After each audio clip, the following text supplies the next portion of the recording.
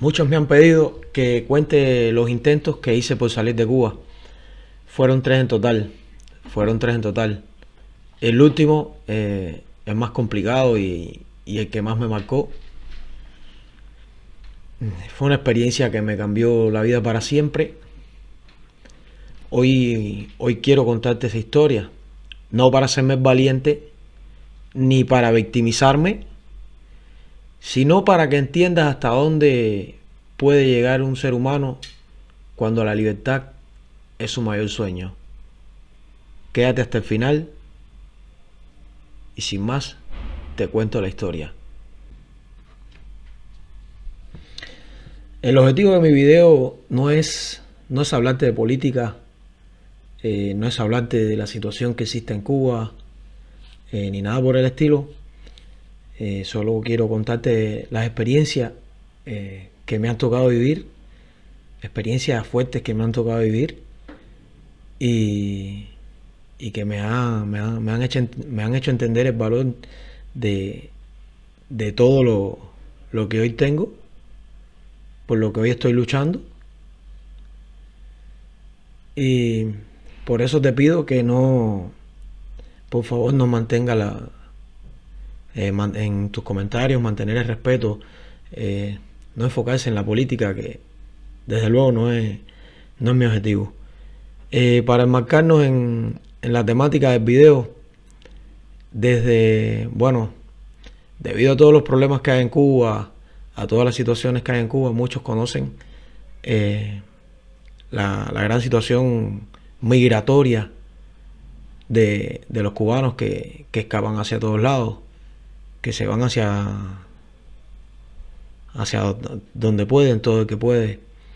Y yo no fui exento de esa situación. Hace varios años ya, por allá por el año 2022, fue que comencé yo con la idea fija de salir de Cuba como fuera. No tenía el dinero para irme de un modo legal, no tenía las vías legales para hacerlo, por otros motivos, y fue cuando me enmarqué en el tema de las salidas por mar, que son salidas ilegales que están prohibidas en Cuba. Las primeras veces, te voy a hablar de los dos intentos por algo de manera breve. Les voy a hablar de los dos primeros intentos de manera breve y voy a contar un poco más sobre el tercero, ya que fue el más fuerte. Las primeras veces, como casi todo el que ha hecho esas cosas en Cuba, reunirse un grupo de personas, ponernos de acuerdo y intentar hacer un barco. Los barcos que se hacen, desde luego, ninguno somos ingenieros navales, ni tenemos las condiciones para eso. Hicimos barcos con tanques de los que vienen de donde viene la nafta, el petróleo, con tanque, con zinc de poner en los techos, con madera, embarcaciones muy precarias, que muchos han llegado y una gran mayoría se ha perdido en el mar. Como les decía, esas primeras veces fueron fallidas. La primera vez apenas avanzamos unos pocos kilómetros en el mar. Éramos demasiadas personas, 30 y pico de personas en una embarcación que no llegaba de apenas 6 metros, hecha de tanques y zinc. Y a varios kilómetros la embarcación se partió y empezó a hacer agua y decidimos que lo mejor era irnos acercando a la orilla. Muchos nos tiramos y vaya, escapamos porque la policía nos cayó detrás. Y bueno, esa vez logré salir ileso.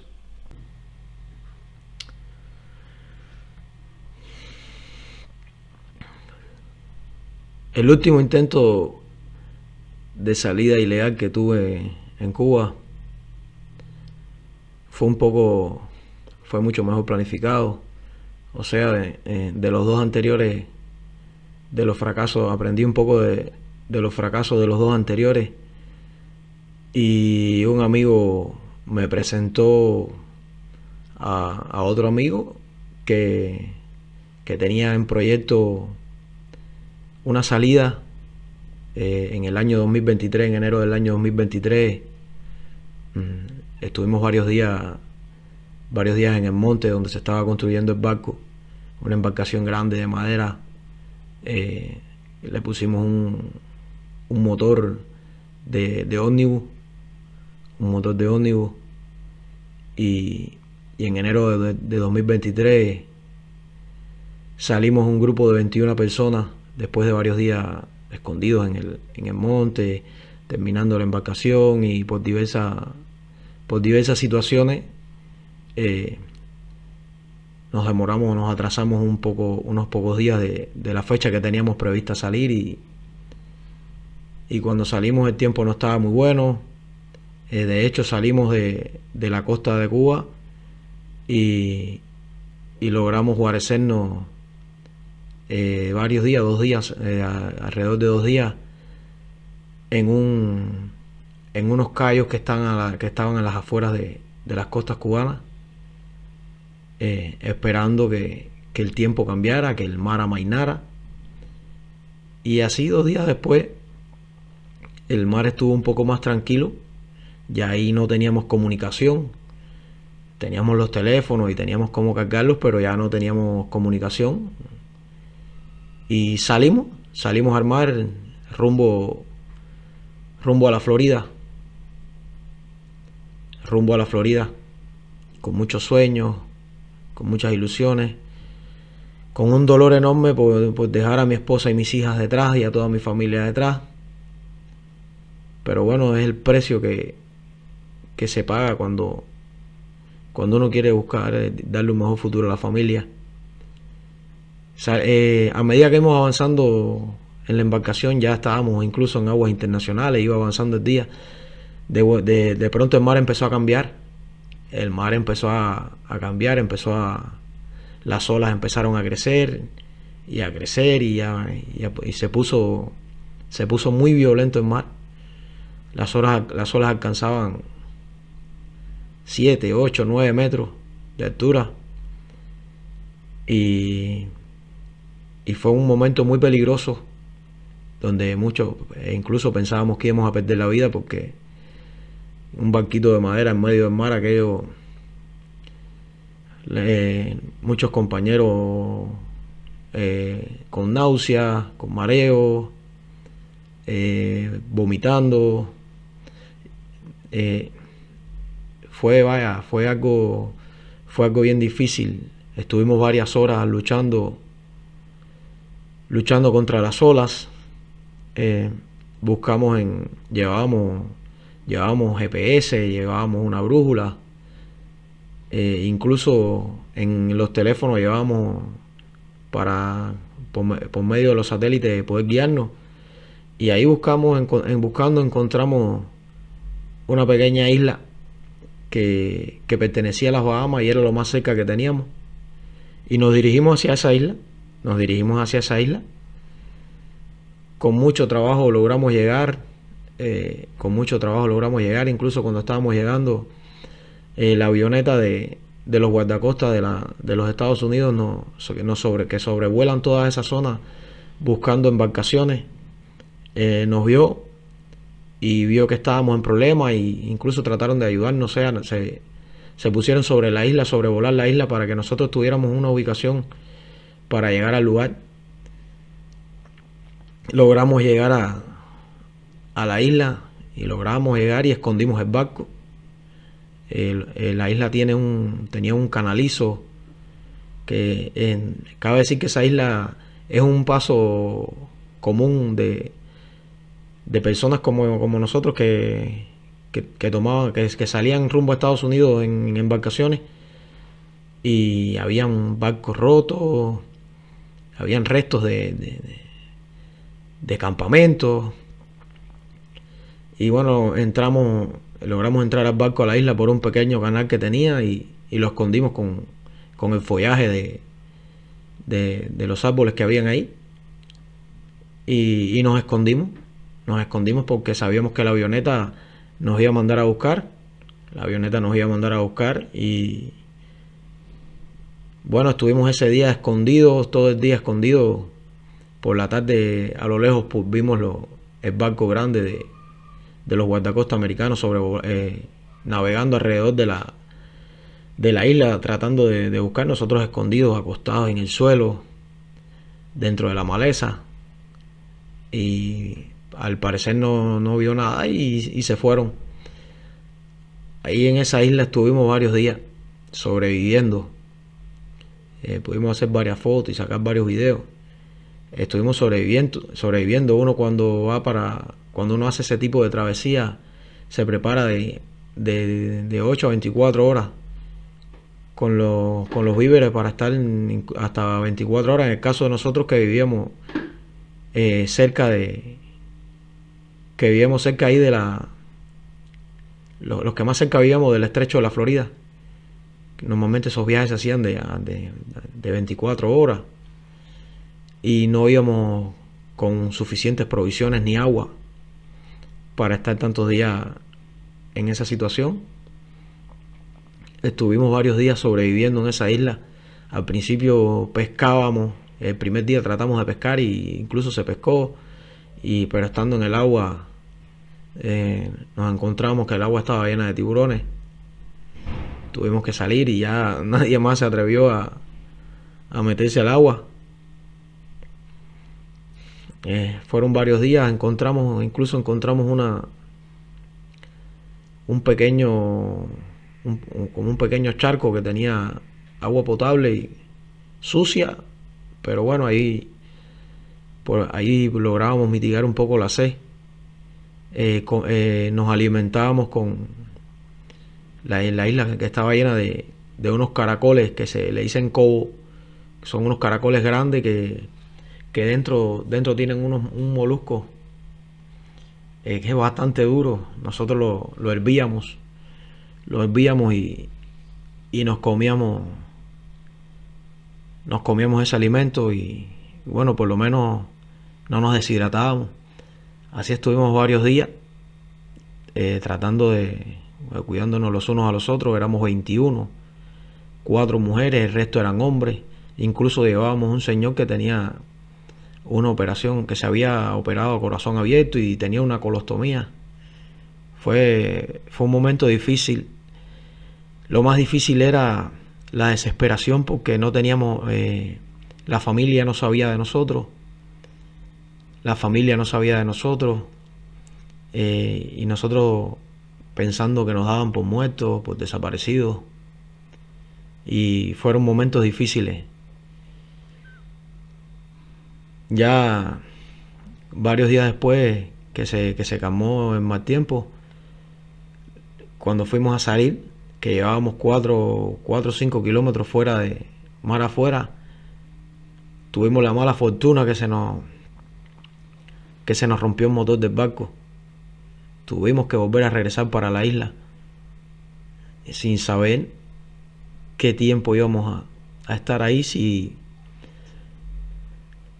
íbamos a llegar a sobrevivir. Y de algo que sí me acuerdo muy bien era de que yo le pedía a Dios que no me dejara morir allí, que si mi destino no era llegar a los Estados Unidos, que nos encontrara alguien y nos regresaran para Cuba, pero que no me permitiera morir allí sin mi familia, sin mis hijas. Fueron momentos muy duros.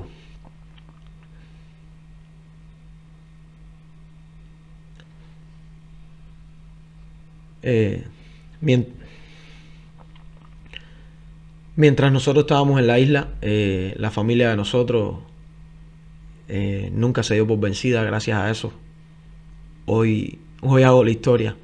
La familia de nosotros nunca se dio por vencida. Tanto la de Cuba como la que teníamos en los Estados Unidos presionaron bueno, conversaban con periodistas importantes en los Estados Unidos que presionaron a la Guardia Costera, y la Guardia Costera salió a buscarnos. La Guardia Costera salió a buscarnos. Acá debajo en la descripción del video les voy a dejar un link donde sale el reportaje que hace una periodista de CNN cuando salió con la Guardia Costera y nos encontraron a todos, nos encontraron en la isla.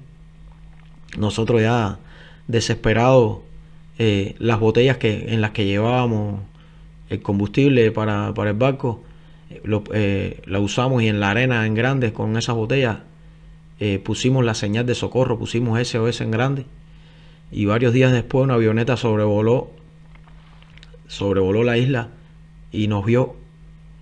Nos lanzaron un paracaídas con una caja con alimentos, cobertores, agua y una radio donde se comunicaron con nosotros, nos los pusimos al tanto de cómo estábamos, la situación en que estábamos, y ellos nos dijeron que ese día no nos venían a rescatar porque las condiciones del tiempo no lo permitían, pero que al otro día sí, que aguantáramos, que al otro día iban a rescatarnos. Efectivamente, al otro día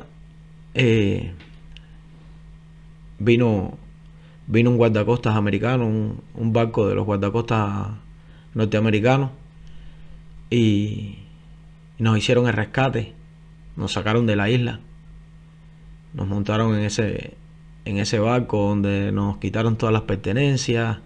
Aún nosotros seguíamos incomunicados, sin poder comunicarles nada a la familia, y esa desesperación es muy difícil. Vino un guarda, nos subieron, nos quitaron todas las ropas, nos dieron unos overoles blancos que se usan esterilizados, nos bañaron y nos subieron en la cubierta del barco, nos dieron un cobertor, y ahí estuvimos en esos barcos, pasando de barco en barco durante 6 días, donde pasamos un hambre tenaz porque nos daban muy poca alimentación. Nos daban en un frasco pequeño, más o menos así de este tamaño, 2 veces al día, un poco de arroz con frijoles o poroto, como se dicen acá en Uruguay, unos frijoles largos así, sin caldo, sin nada. Y el hambre fue enorme. Bueno, yo pesaba 87 kilos y regresé a Cuba pesando 72. Pueden imaginarse la situación que vivimos en el barco. Por lo demás, fueron muy amables con nosotros. Gracias a que domino un poco el inglés, yo me comunicaba con la tripulación y conversábamos, tratando de buscar información sobre cuál iba a ser nuestro destino. 6 días después nos montan en una lancha y nos llevan a Freeport, en las Bahamas. Nos llevan a Freeport en las Bahamas, ya que a nosotros nos habían rescatado en territorio bahamés, y nosotros habíamos entrado ilegalmente a ese territorio. Ahí en Freeport estuvimos varios días, en una celda de apenas 13 metros. En una celda de apenas 13 metros, 20 y tantos de personas, 23, 21 personas que éramos nosotros. Ya ahí como que nos alimentamos un poquito mejor, hasta que nos hicieron una corte, un juicio, y determinaron que nos iban a deportar para Cuba. Solo faltaba que Cuba nos reclamara. En ese tiempo nos trasladaron a Nassau, la capital de Bahamas, a una prisión, a un campamento de migrantes, donde vivimos otro infierno, condiciones pésimas, comida, pasamos mucha hambre también. Bueno, ahí estuvimos casi alrededor de un mes. No voy a describir todos los horrores que vimos ahí, las cosas que vivimos, pero fue sumamente difícil. Pero bueno, ya ahí escondido teníamos teléfonos, habían teléfonos, había que pagar por ellos, pero bueno, nos comunicábamos con los familiares y los familiares nos pagaban las llamadas y ya por lo menos ya mi familia sabía que estaba vivo. Hablé con mi esposa, hablé con mis hijas, con mi madre, hasta que nos regresaron a Cuba. Y bueno, así de modo más breve, esa fue mi historia en ese lugar. Como les dije anteriormente, no hago esta historia para victimizarme, no quiero que me cojan lástima, no quiero ni hacerme más valiente que nadie. Solo quería compartirles esa experiencia que me tocó vivir. Y alguien en un comentario hace días me puso, ¿no? Entonces Uruguay fue tu última opción. No, Uruguay no fue mi última opción. Uruguay fue mi mejor opción. Literalmente Uruguay me salvó la vida, porque de haberme quedado en Cuba yo iba a seguir intentándolo. Hasta lograrlo o fallar en el intento. Y por eso yo digo que Uruguay fue una salvación para mí, para mi familia, porque acá estamos todos. Estoy yo con mi esposa, mis 2 hijas, compartiendo los buenos, los malos, todos los momentos que nos han tocado y los que vienen por delante, como una familia fuerte. Y por eso les digo, no tomen como que Uruguay fue mi último intento. De hecho, después de eso me enfoqué, junto con mi familia, en buscar la mejor opción para donde pudiéramos irnos todos. Y esta fue la mejor opción. Uruguay fue la mejor opción. Y acá estamos, con deseos de vivir, de luchar, soñando un poquito más cada día. Si te gustó mi video, comparte, toca la campanita, suscríbete, déjame tu like y nos vemos la próxima semana en un nuevo video de un cubano viviendo en Uruguay. Yo soy Michael y los espero